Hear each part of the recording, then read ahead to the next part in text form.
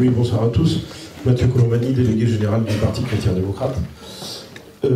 Quelques propositions du PCD en la matière. 1. Suppression du droit du sol. 2. Sortie des accords de Schengen. 3. Rétablissement du service militaire. Quand je dis rétablissement du service militaire, pour être plus précis, je parle d'un service universel, ouvert aux hommes et aux femmes, durant 1 an, et libre à chacun de choisir l'armée ou le civil. Le Parti chrétien-démocrate se bat depuis plusieurs années sur ces thèmes-là. Sachez que tant Christine Boutin que Jean-Frédéric Poisson n'ont jamais adopté les traités européens que l'on nous a proposés. On a dit non à Maastricht, on a dit non au traité constitutionnel, et Jean-Frédéric fait partie des quelques députés, il me semble 4 ou 5, à avoir dit non au traité budgétaire. Pour ces raisons-là, l'abandon de la souveraineté de la France. Et il convient de retrouver notre souveraineté afin de combattre l'islamisme. Il me semble que c'est un préalable indéniable. Donc, sur la laïcité, effectivement, Philippe Meunier l'a rappelé à plusieurs reprises, nous ne pourrons rien faire si l'on n'accepte pas et si l'on ne redit pas de manière forte que la France est une terre chrétienne. Et l'absence des racines chrétiennes dans les traités européens est une erreur grave du président Chirac. Et que ça n'a jamais été fait. Voilà, juste un complément. Soyons fiers de ce que nous sommes. Nous sommes une grande nation, notre drapeau a fait le tour du monde, il a fait rêver tous les peuples. Essayons de nous réapproprier notre histoire et enseignons notre histoire à nos enfants. Vous savez, aujourd'hui, dans beaucoup d'écoles maternelles, on ne parle plus des vacances de la Toussaint, mais des vacances d'Halloween. Et il y a là une dérive qui ouvre effectivement la place à l'islamisme, parce que la nature a horreur du vide. Voilà, donc retrouvons nos valeurs, transmettons-les à nos enfants. Français dans les écoles, uniquement. Je disais, et faisons parler français dans les écoles, uniquement français, et pas arabe et tout. Que les écoliers apprennent le français, d'abord. Effectivement, dès la maternelle. Dès la maternelle. Je rejoins le député Meunier. Voilà.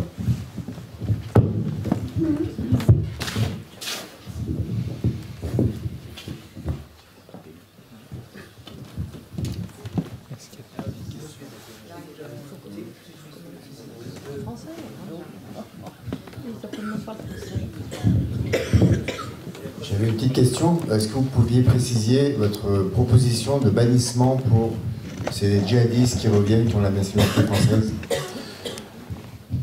L'objectif pour la France, c'est d'éloigner ses ennemis du territoire national.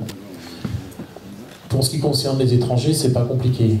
Pour ce qui concerne les binationaux, ça l'est un peu plus, mais le problème peut être réglé juridiquement par la perte de la nationalité. Après, nous avons un vrai problème avec les nationaux sans double nationalité que nous ne pouvons pas expulser du territoire national. Donc l'objectif de cette proposition de loi, c'est de montrer qu'on n'est pas là pour sanctionner l'étranger qui s'engage dans l'islamisme contre la France, mais bien de sanctionner toute personne qui s'engage dans l'islamisme contre la France, aussi bien l'étranger que le français. Comme le français, je ne peux pas le rendre apatride, parce que c'est interdit par les conventions internationales, et heureusement, j'ai la possibilité de rétablir le crime d'indignité nationale qui a été mis en place après la Seconde Guerre mondiale par le général de Gaulle, qui avait pour objet de condamner ceux qui ont collaboré avec l'Allemagne nazie, notamment d'un point de vue économique, pour montrer qu'ils se sont exclus de la communauté nationale en collaborant avec les ennemis de la France. C'est un des moyens que j'ai trouvé pour condamner, pas que symboliquement, mais aussi symboliquement, les Français sans double nationalité qui portent les armes contre la France. Parce que je pense qu'ils doivent être condamnés comme ceux qui ont la double nationalité ou qui sont étrangers, parce qu'ils portent les armes contre la France. Il faut quand même les condamner et montrer qu'ils se sont mis en dehors de la communauté nationale. Alors les conséquences sont les suivantes, je vais vous les dire, je vais vous les énoncer, comme ça vous aurez le détail. Donc le crime d'indignité nationale entraîne la dégradation nationale. Donc la dégradation nationale, ça a pour conséquence Privation des droits de vote, d'élection, d'éligibilité et de tous les autres droits civiques et politiques, ainsi que du droit de porter une décoration.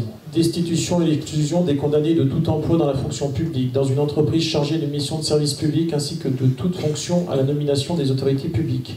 L'interdiction d'être administrateur ou gérant de société, l'incapacité d'être juré, expert, arbitre, d'être employé comme témoin dans les actes et de déposer en justice autrement que pour donner de simples renseignements.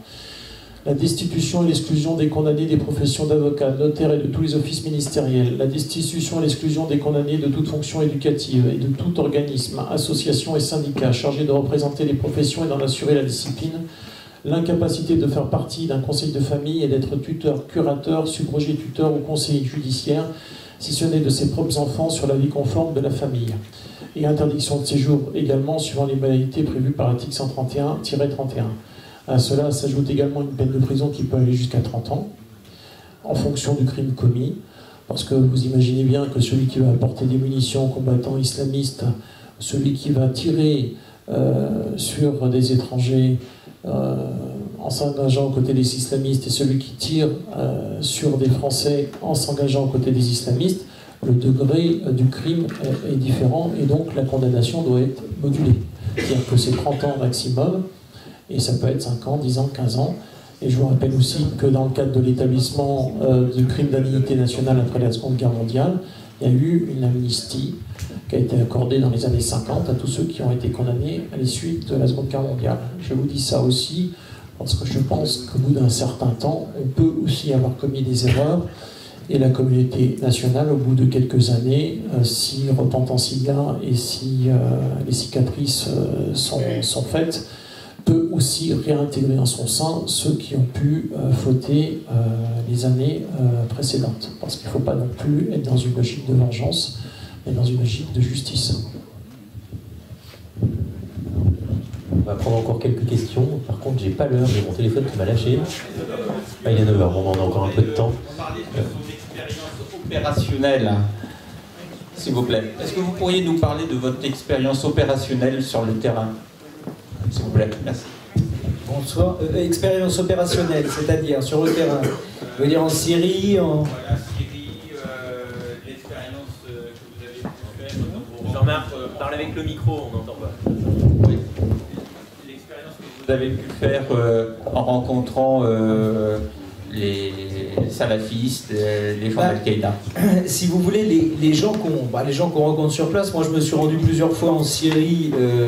Alors je suis allé chez ce qu'on appelle les muhajirin, c'est les voyageurs, c'est des brigades d'étrangers qui partaient, donc qui sont comme des criquets, hein, qui vont d'une guerre à l'autre, donc ils sont en Tchétchénie, ils sont en Afghanistan, ils sont en Irak, etc. Puis là ils partaient en Syrie, donc il y avait beaucoup de brigades d'étrangers. J'ai suivi pendant un temps une brigade libyenne qui s'était installée en Syrie, donc dans une ville qui s'appelle Selma.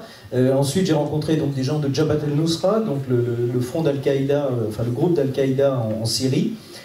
Et je crois même que j'étais le premier à y aller et à en ressortir volontairement. Et bon, après, si c'est pour rentrer un petit peu dans les détails, je dirais que c'est des gens qu'on peut pas approcher comme ça. C'est des relations humaines que vous tissez sur le très long terme, mais là, c'est pas du tout le cadre de la conférence, parce que je dirais presque que c'est l'inverse. Il faut savoir être un peu bipolaire, se dédoubler. Quand vous êtes sur place, vous faites des amis, vous essayez de, quelque part, d'estimer un peu les gens avec qui vous pouvez partir. Vous savez, je vais vous donner une histoire là-dessus. Je suis parti il n'y a pas longtemps à Idlib, c'était en septembre, ouais, c'était en septembre. Je suis parti dans la ville d'Idlib pour voir un émir d'Al-Qaïda, qui était un ancien émir de l'État islamique, et qui était un proche d'un homme qui s'appelle Haji Bakar, et qui avait été tué par Baghdadi, et qui avait décidé de faire, quelque part, défection, et de rejoindre donc Qaïda.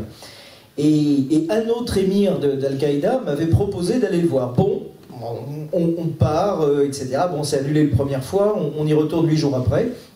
On arrive à Idlib, on voit le type, il me parle de l'État islamique, etc. Et pour être très honnête, mon arabe est minable. Mais vraiment minable. Donc j'essaye toujours de me faire accompagner par quelqu'un qui peut me traduire, qui peut me... Voilà. Donc ils parlent entre eux, etc. Je ne fais pas particulièrement attention. Ensuite on discute, on rediscute. Et puis 2 jours après, donc on repart à Inbeda, qui est le bled par lequel je passais dans les montagnes. On court pour grimper la montagne du côté syrien. Ensuite, on traverse les barbelés turcs qui sont sur la crête de la montagne. Puis on descend dans un petit bled qui s'appelle Terzin en Turquie. Et puis là, il me raconte que le type lui a dit « Mais tu sais, en fait, tu es con, il faut le garder. On peut se faire 1 million tout de suite, on le garde, on trouve quelqu'un pour s'occuper des négociations, etc. » Donc ça, c'est pour dire que partout, on va trouver des gens un petit peu de confiance. Et moi, ces gens-là, quelque part, c'est des gens d'Al-Qaïda, c'est des gens qui vous expliquent que c'est très bien le 11 septembre, que Charlie Hebdo, c'est merveilleux. Enfin, je ne les ai pas vus depuis, mais je pense que ça ne serait pas exagéré dans leur bouche. Donc c'est des gens dont je désapprouve toute l'idéologie. On est aux antipodes l'un de l'autre. Mais quand on est là-bas, il ne faut pas être donneur de leçons. Quand on est là-bas, quand on est sur le terrain, on la boucle. Quand on est devant un émir, il faut savoir que l'émir vous prend pour un infidèle. Donc, vous êtes un infidèle, mais que donc vous êtes en dessous de lui. Donc, quelque part, il faut faire preuve d'humilité. Et puis en même temps, il faut savoir gérer les gens, parce qu'il y en a qui sont honnêtes, il y en a qui sont droits, au moins, qui vous affichent la couleur et qui sont droits. Et puis il y en a d'autres qui sont des vrais crapules. Donc voilà, je crois qu'il y a des gens qui, d'un point de vue humain, d'un point de vue personnel, sont entre guillemets dignes de confiance. Et la preuve, c'est que plein de fois, ces mecs auraient pu se faire $1 million sur ma tête et ils ne l'ont pas fait. Et donc voilà l'expérience opérationnelle. Je dirais qu'avant tout, c'est de l'humain. Ça n'a rien à voir avec ce qu'on raconte après quand on rentre. Il faut vraiment savoir se dédoubler, juste partir faire du terrain, bouffer n'importe quoi, crapahuter dans les montagnes, voilà, se taper les bombes de Bachar. Bon, je suis d'accord, il faut s'allier avec, mais sur le coup, c'est pas plaisant. Et puis revenir, et après avoir la capacité d'analyser et de sortir de ça, et de redevenir français, de redevenir... Voilà, tout à fait normal. Mais c'est vraiment un petit exercice de schizophrénie. Merci. 2 questions très rapides. D'abord, la première, il me semble que l'Europe est la grande absente de tout ce débat, pas le débat de ce soir, mais toutes les questions relatives à l'islamisme depuis des mois et des mois. Est-ce que la France est seule face à ces menaces, ou est-ce qu'elle peut attendre quelque chose de l'Europe? Ça, c'est la première question. Et la seconde question, quid de la relation historique et de la vocation particulière de la France vis-à-vis des chrétiens d'Orient? Est-ce que ça a encore un sens aujourd'hui? Est-ce que c'est une idée justement qui relève de l'histoire, ou est-ce que la France a encore un rôle à jouer par rapport aux chrétiens d'Orient? Sur l'Europe, il ne faut rien attendre. Donc, je vous le dis. Alors vous allez trouver encore pessimiste, mais c'est comme ça. Vous savez, c'est pas moi qui fais les Allemands. C'est comme ça. Il n'y a rien à attendre de l'Europe. Voilà. C'est la triste réalité. En tous les cas, c'est la réalité. Qu'on soit d'accord ou pas, ça ne change rien à l'affaire. Il n'y a rien à attendre de l'Europe. Voilà, c'est clair.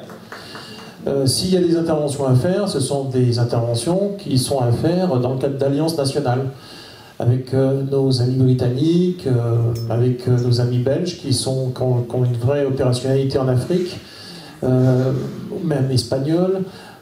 Voilà, ça oui, on peut le faire. Mais de l'Union européenne, n'attendez strictement rien.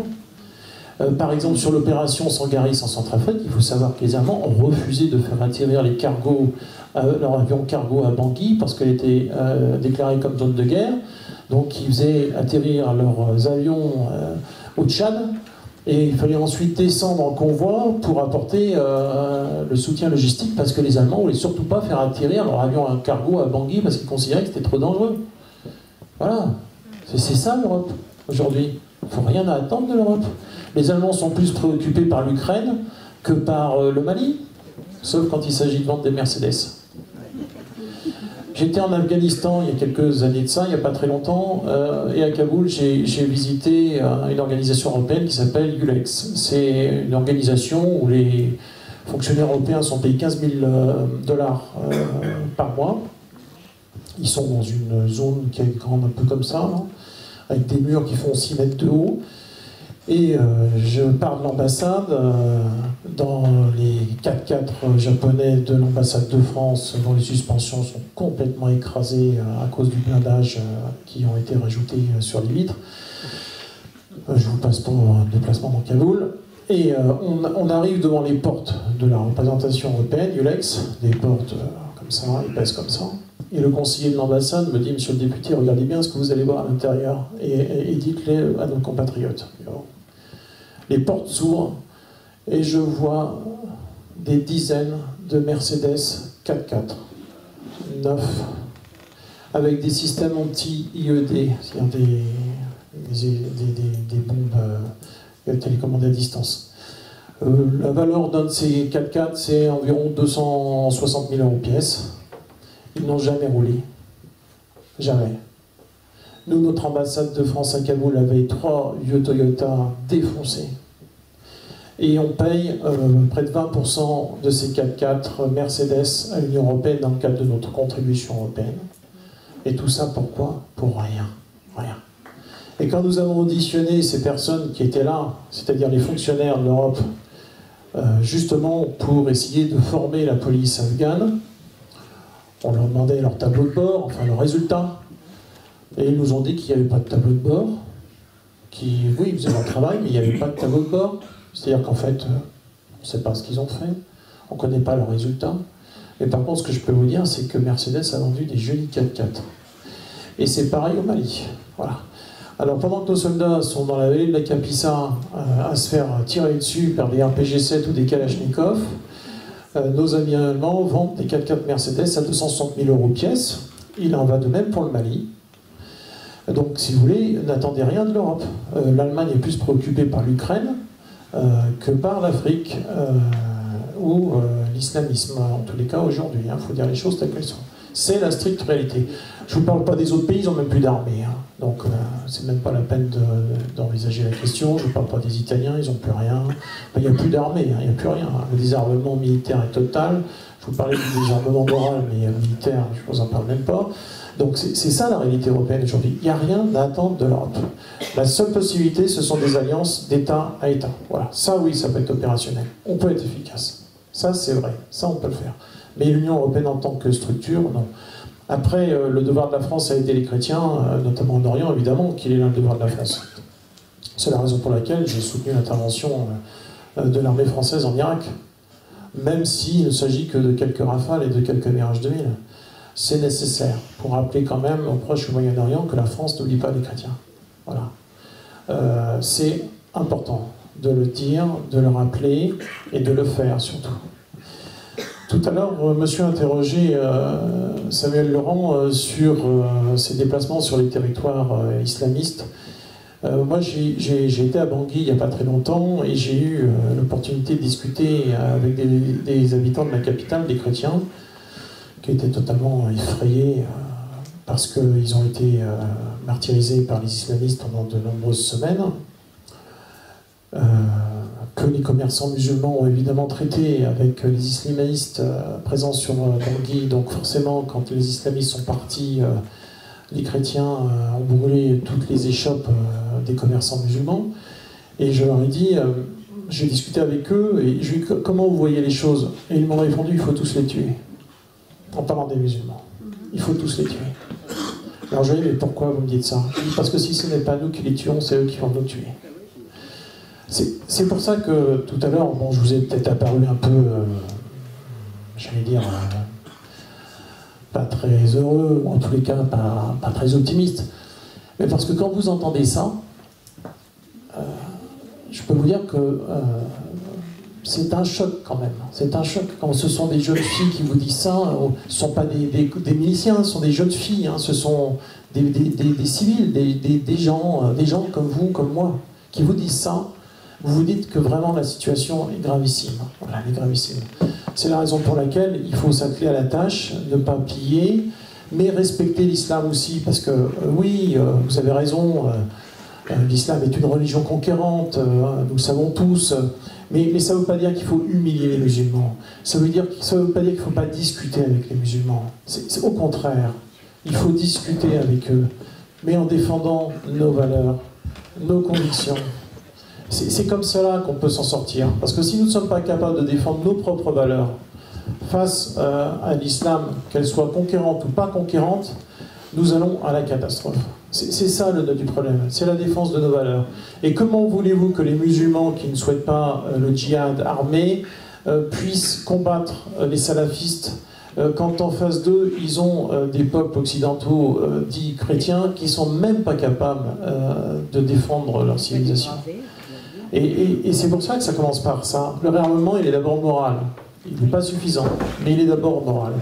Ensuite, il faut discuter avec l'islam, avec les représentations de l'islam, avec les pays musulmans. Et ensuite, après avoir discuté avec eux et avoir un rapport d'égal à égal, respectueux, on pourra combattre ce fléau du salafisme. Mais sinon, on n'y arrivera pas. Voilà. C'est déjà perdu. Oui, s'il vous plaît. Donc, tout à fait d'accord pour discuter avec les musulmans. Ce qui pose une question, c'est par exemple les déclarations de notre ministre de l'Intérieur et des Cultes, Bernard Cazeneuve. L'islam est une religion de paix. Alors, en fait, ça n'est pas une religion, c'est une religion et une société et un État. C'est eux-mêmes qui le disent. Et ensuite, c'est pas de paix, c'est de djihad, de guerre.